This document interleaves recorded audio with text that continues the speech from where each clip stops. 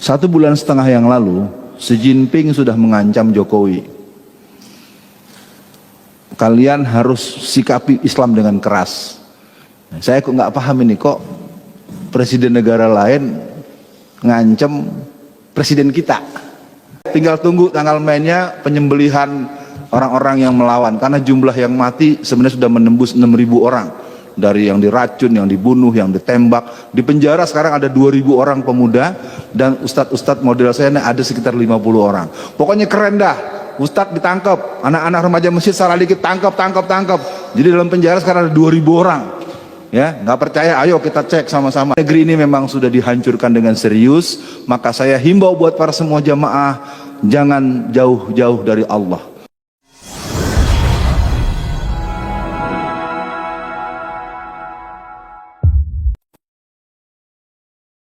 Maaf ya, mohon izin nih Pak Guru nih ya.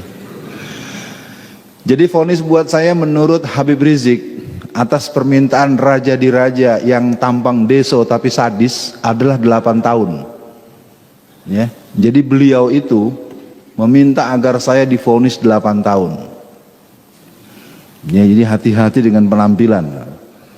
Ya, penampilannya bengis, kadang-kadang hatinya lembut. Tampangnya deso tapi sadis. Ya. Dua-dua kasus saya, yang pertama eksepsi diterima alias harus bebas, yang kedua vonis bebas. Dua-duanya tidak bisa diteruskan, tapi vonisnya akhirnya 4 tahun. Padahal beliau minta 8 tahun. Antum tahu beliau ya? Nah, maksudnya sekarang kalau pakai nyebut nama lagi, pasal lagi gitu ya. Udah pakai beliau aja dah. Ya. Udah. Saya tutup saja dengan prosesi pengetukan palu ketika akan vonis, supaya jamaah juga dengar. Setelah saudara Alfian alias Alfian Tanjung melalui rangkaian persidangan bla bla bla bla bla, dinyatakan bahwa saudara Alfian tidak berkesesuaian dengan pasal yang disangkakan. Ayat 2, barang siapa orang yang menyampaikan sesuatu demi kebaikan bangsa dan negara bukanlah sesuatu yang bersifat kriminal, maka dengan ini saudara Alfian dinyatakan bebas. Tapi tetap dan yang ribut saya di kasasi itu bapak polisi. Ya, lucu ya. Kalau orang kan kalau udah di sidang urusannya kan antara kejaksaan dengan kehakiman ya. Konferensi pers. Ya, dan terutama jenderal-jenderal Kristen. Ya, saya akan katakan ini sekarang memang ada 50 jenderal Kristen di kepolisian. Bukan 20, 50. Nah, saya ngalami langsung karena sejak saya disidang tanggal 16 bulan Agustus tahun 2017. Sidang pertama aja itu ketika saya dibawa dalam keadaan diborgol karena pengadilan itu penuh ramai, itu ribut. Kenapa Ustadz Alfian diborgol? Akhirnya sejak itu kata hakim, sejak hari ini persidangan Ustadz Alfian tidak boleh diborgol lagi. Nah, bolak-balik tanggal 27 Desember tahun 2017 sidang kasus di Jakarta. Kasus Jakarta itu adalah kasus yang merupakan saripati ceramahnya si Ciptaning yang mengatakan bahwa PDI Perjuangan dicoblos oleh 20 juta warga PKI. Lalu saya masukkan di Twitter, isinya 85% pemilih PDI Perjuangan adalah PKI. Ini ceritanya seperti orang curi motor Pak Budiman. Ada orang nyuri itu. Maling tuh, maling. Jadi yang ditangkap bukan yang maling, yang ngasih tahu. Kan lucu kan? Makanya ketika Bang Yusril jadi saksi, itu habis sama Bang Yusril tuh. Hakim segala macam, jaksa nggak bisa ngomong. Tapi ya begitu. Oke ya, jadi kesimpulannya saya masih seperti yang dulu, cuman mungkin kemarin udah kena lagi pasal di Sumatera Barat. Terus-terusan nih, saya dilaporin terus. Oke, cukup sampai di sini. Karena tadi ada amanat dari Pak Ustadz Budiman untuk menyampaikan hal-hal yang khusus. Ya, saya berharap saya tidak slip of tongue, saya nggak salah ngomong. 1,5 bulan yang lalu, Xi Jinping sudah mengancam Jokowi. Kalian harus sikapi Islam dengan keras. Saya kok nggak paham ini, kok presiden negara lain, ngancem presiden kita. Ini terus terang saja, ini saya karena tadi saya tegas betul tadi Ustadz Budiman bilang, Ustadz Alfian akan menyampaikan sesuatu yang tidak atau jarang didengar. Seperti dulu juga pernah saya, maaf, masih ada nggak Bapak yang polisi di sini? Ya, Bapak kan yang marah sama saya waktu saya bilang polwan digebukin, lalu Bapak komplain, akhirnya saya kirimin videonya. Iya, dulu waktu ada proses sweeping di hotel di Medan, saya sempat cerita, saya ingat beliau tuh agak komplain. Oh ini gini mana? Akhirnya saya kirimin video pada beliau ketika pengusaha Cina pemilik hotel ada proses penertiban oleh pihak Poltabes Medan. Aneh kan? Acara hotel katakanlah di apa istilah kalau bahasa dinasnya itu, didatangi oleh petugas, petugasnya dimarahi dan polwannya digebukin sampai rontok giginya. Ya, waktu itu beliau agak komplain, nggak mungkin gini ya. Saya kirimin videonya dan karena beliau nggak kasih komentar, mudah-mudahan saya nggak keliru lagi kalau ngomong. Baik ya, jadi Xi Jinping itu sudah perintah dan kita sedang menunggu pengesahan undang-undang HIP. Bukan menunggu berarti kepengen, bukan. Kalau undang-undang ini disahkan, ini pengajian nggak bisa nih. Terus terang aja nih, lagi ngaji atau diserbu sama Satgas partai titik-titik, ente nggak bisa ngelawan, salah demi hukum. Jadi undang-undang HIP itu blade-nya adalah blade penghapusan TAP MPRS nomor 25 atau 66. Beneran, ini saya gini-gini kalau kata teman-teman deket, ini Profesor Doktor PKI nih. Asli, saya tidak dalam konteks tekebur, saya ingin katakan undang-undang ini disahkan, tunggulah kita akan berhadapan seperti di Angola. Ya, makanya saya nggak tahu, ntar dia sidang lagi malam-malam, ketok palu. Ya udah ya, saya pikir begitu dulu satu poin. Saya karena harus mencukupkan 10 menit.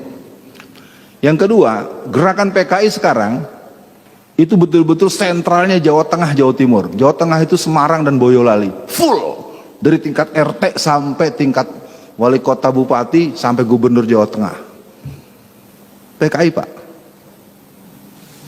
Ya, cuman repotnya kan kalau ngomongin dibantah-bantah mulu. Saya udah bilang kalau mau debat di TV mana, syaratnya 2. Jangan pakai pasal, jangan pakai fisik. Kalau saya diberi kesempatan mau profesor yang mana, doktor yang mana, ini punten cek Sundanya, hampura. Bukan sok pinter. Ini kan anak udah keterlaluan ini. Karena pernah terjadi mau ada acara di TV One, batal. Gara-gara narasumbernya saya. Bukan karena saya dianggap jahat. Jadi gini ceritanya. Satu hari manajemen TV One telepon saya. Ustadz Alfian siap? Ya siap lah kalau soal PKI mah gua. Kalau nerang-nerangin kayak Ustadz Budiman saya harus nyatet, nggak bisa. Atau Bapak apa nih, kita imam kita tadi, itu imam kita tuh kan unik ya. Dulu sering mimpin tahlil, suruh segala macem, sekarang udah jadi salafiyun ya. Oke, dan nanti lagi ngobrol yang lain. Jadi kesimpulannya PKI ini sekarang tinggal nunggu tiket. Kalau nanti undang-undang BPIP disahkan, maka kita akan punya CC pusat PKI. Jadi ini antar struktur, pengaturan, operasi. Jadi kita sekarang secara de facto sudah negara komunis. Tinggal menunggukan de jure-nya. Dan kalau saya lihat perlawanannya kagak jelas. Karena dibalik-balik terus dari yang mentah-mentahin. Maaf ya kawan-kawan dari tetangga sebelah yang sama-sama sholat. Oh hari gini jangan ngomong PKI. Sementara di kelompok Kristen sejak tahun 1974, 1967, 2020 itu kebetulan saya sekarang tinggal di Solo. Ya mudah-mudahan dimaklumi. Saya temu dengan Bu Dewi Purnamawati dan teman-teman yang kader-kader advance di gerakan Kristen, karena dia dulu Kristen sekarang Muslim. Jadi kita ini sekarang udah masuk perangkap betul. Lihat saja tuh kemarin tuh yang kelilingin tank-tank sama pasukan khusus di depan Petamburan, itu kader gereja itu. Ya, saya namanya nggak hafal tapi udah sempat saya kirimin itu beberapa orang karena handphone saya agak hang juga ngirimnya terus-terusan itu. Wallazina kafaru ba'duhum awliya'u ba'd. Orang-orang kafir bekerja sama untuk menghancurkan kita, menyerang kita, sementara kita tahsabuhum jami'a wa qulubuhum satta. Saya walaupun ilmu saya nggak sepadan dengan tuan-tuan guru yang mengajarkan tafsir, yang saya tahu ayat itu bukan buat kita. Allah turunkan ayat itu kepada Rasulullah. Salah satu kalimat yang terdapat dalam surat Al-Hasyr di ayat 14 kalau tidak salah, ada kalimat tahsabuhum jami'a wa qulubuhum satta. Kau lihat mereka seolah-olah bersatu padahal mereka terpecah belah. Itu ternyata adanya pada kita. Itu ayat kan bukan buat kita itu. Tanya deh sama guru kita nih, tanya ustadz. Nah, jadi kesimpulannya itu satu lagi atau dua lagi. Nah ya, yang kedua narkoba. Ini mohon maaf Bapak yang pernah di kepolisian. Narkoba itu dalam pengetahuan saya selama 29 bulan dalam penjara, real terkonfirmasi datang 250 ton tiap tahun. Ya, karena kebetulan saya ketemu dengan bandar-bandar besar yang asetnya triliunan, dan di dalam itu banyak bunker-bunker yang isinya narkoba. Saya nggak bisa lagi ngomong dan nyerah udah. Ya, jadi kalau ada, jangankan saya yang sama-sama tahanan, Kalapas aja kalau mulai menyoal bulan depan ganti. Jadi di dalam itu yang namanya bandar-bandar benar-benar jadi super body. Kita ketahuan punya handphone aja dimasukin sel tikus. Tapi kalau Cina-Cina itu pakai handphone tuh depan umum, pakai bahasa Cina lah segala macam. Wah udah nggak ada harganya deh petugas kita. Mau yang petugas kepolisiannya, mau yang petugas lapasnya, yang nggak, kalau di hadapan Cina semuanya. Saya tidak menghujat lembaga loh, saya melihat langsung bagaimana mereka dibentak-bentak. Apalagi waktu saya ditahan di Makobrimob, itu kan saya di Makobrimob itu ya ceritanya penjara-penjaraan. Kalau udah jam 10 malam tuh sering dibukain sama komandan batalion. Saya kan imam musola, saya begini-gini imam musola Pak, imam musola jamaah 200 orang. Jadi kalau lagi nggak ada pengawasan dari Mabes Polri, gembok saya dilepas. Pas saya masuk, sopo iki sopo, ditahan di sini, Ustadz Alfian Tanjung, yang memenjaranya gendeng. Bayangin karutannya saja bilang yang masukin saya ke situ orang gila atau gitu, coba. Ya, tapi jangan cari namanya, saya nggak mau, kesian tuh bapak itu. Jadi dari sini para jamaah semua, narkoba ini jadi senjata dari jaringan Cina untuk melumpuhkan. Pertama, melumpuhkan generasi muda. Kedua, melumpuhkan orang-orang tua dan aparat untuk menyoal mereka, karena mereka sogokannya ratusan triliun, puluhan gila. Jadi barang itu datangnya terang-terangan. Jadi pakai kapal-kapal besar itu, di 250 ton kan nggak mungkin pakai gerobak, ya. Dan transaksinya resmi antara seragam titik-titik dengan seragam titik-titik. Udah dah, saya nggak bisa bahas lagi. Pakai berkasnya sama, saya dapat langsung. Dan terakhir, karena nanti kelamaan, yang jadi bandar narkoba di masyarakat itu tokoh-tokoh yang populer dan terkenal. Di tingkat ini, izinkan saya nggak berani nyebut nama, takut saya, asli takut. Beneran Pak, saya ngomong aja takut udah. Karena saya kan di dalam diketahui, karena saya ini wakil ketua Komite Dakwah Khusus MUI Pusat. Jadi anak-anak tuh pada cium tangan mulu lah, udah pada laporan. Ustadz gimana Ustadz gini-gini, kamu kenapa kasusnya? Ya saya 13 kilo Ustadz, hukuman saya hukuman mati. Terus tapi sebenarnya yang punya, disebut tuh nama-nama orang. Lu bener ngomong gitu? Buat apa Ustadz, dari penjara? Jadi sekarang ini memang betul kalau kita nonton film India, Tuan Takur, lu Tuan Takur nggak? Ya kalau saudara-saudara bangsa ini kita padahal di belakang tanah rakyat dijarah, anak-anak kecil diracun segala macam. Jadi negeri ini Tuan Takurnya ada banyak. Siapa saja dia, cari sendiri aja. Ya, kena pasal lagi gua nanti ya. Tapi intinya negeri ini memang sudah dihancurkan dengan serius. Maka saya himbau buat para semua jamaah, jangan jauh-jauh dari Allah. Jadi khutbah Jumat Ustadz kita kemarin Jumatan itu keren. Kalau yang Jumatan kemarin di sini keren. Saya karena takut terlalu romantis, hampir saya peluk tuh kemarin menjelang saya pulang. Semoga beliau sehat, Allah kasih rezeki yang banyak, ya. Dan saya tahu beliau ini orangnya sangat tekun belajar. Sekian dulu para pemirsa sekalian, bahan-bahan yang lain menyusul, nggak tahu kapan menyusul, karena ini pengajian beliau ya, saya nggak tahu. Yang jelas saya mohon maaf, karena kalau diterusin urusannya udah kejauhan, terlambat, ya. Tinggal tunggu tanggal mainnya penyembelihan orang-orang yang melawan, karena jumlah yang mati sebenarnya sudah menembus 6.000 orang. dari yang diracun, yang dibunuh, yang ditembak. Di penjara sekarang ada 2.000 orang pemuda, dan ustadz-ustadz model saya ada sekitar 50 orang. Pokoknya keren dah. Ustadz ditangkap, anak-anak remaja masjid salah dikit tangkap. Jadi dalam penjara sekarang ada 2.000 orang.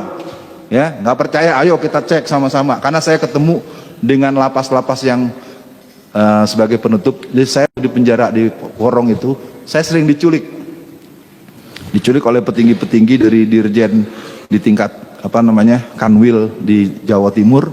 Tapi culiknya bukan jahat, dia ngajak ngobrol, persis seperti antum. Ngobrol, Ustadz, ini gimana Ustadz, gini, nanya yang aneh-aneh terus. Akhirnya saya balikin, bapak ini pejabat nanya-nanya gitu sama saya terus, jangan-jangan saya ntar mau dikasih pasal lagi. Enggak Pak, kita cuma ngebandingin antara briefing Pak Yasona, nonton TV, sama dengan Ustadz Alfian. Lu terus kenapa bandingannya? Saya lebih percaya omongan Ustadz Alfian Tanjung. Jadi artinya memang yang muslim-muslim itu sangat kecewa karena gerakan Kristen, gerakan komunis, gerakan Syiah. Semoga kita tidak pernah khawatir, tidak pernah gentar, karena kita akan bersama dengan Allah. Nahnu awliyaukum fil hayatid dunya wa fil akhirah walakum fiha ma tashtaha anfusuhum walakum fiha ma tad'un. Assalamualaikum warahmatullahi wabarakatuh.